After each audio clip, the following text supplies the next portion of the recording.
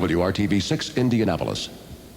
This is Channel 6 News at 5 with Howard Caldwell, Barbara Lewis, weather with meteorologist Bob McLean, and sports with Ed Sorensen. Now, live, WRTV Channel 6 News at 5. This is his last day as President of the United States, Ronald Reagan. He won the election in 1980, and now, after 8 successful years, he's saying goodbye. Good evening, Indiana. It's the end of an era in the United States. One of the most popular presidents ever is moving out of the White House. And a new team, of course, is taking over. George Bush and Indiana's Dan Quayle will be sworn in tomorrow. And our Howard Caldwell and Dion Willis are there to cover the events for Channel 6 News, and let's go to them now.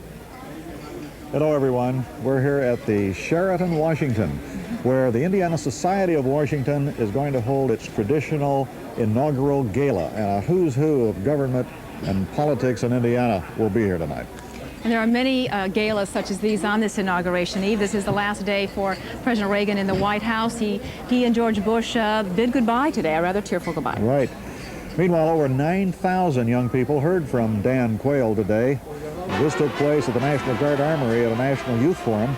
The audience consisted of high school juniors and seniors from throughout the country. One looks back in life, I'll be the first to admit I wish I had taken education more seriously. You get into that category of things that you'd like to do differently. Seriousness about education is something, I'll be honest with you, I wish I had done differently. But we know, George Bush knows, and I know the importance and the value of education today is even more important than when he was growing up or when I was growing up. Quayle's alma mater was well represented today. The DePauw University Band was there 24 hours before it would appear in that inaugural parade.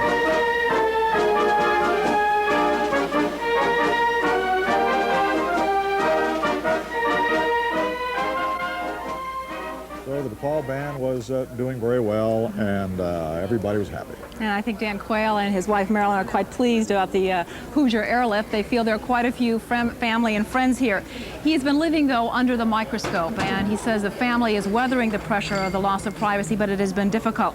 There's been a quantum leap, obviously, from junior senator from Indiana now to vice president-elect. He tells friends and skeptics alike, though, watch me. But he does admit that this whole experience has toughened him.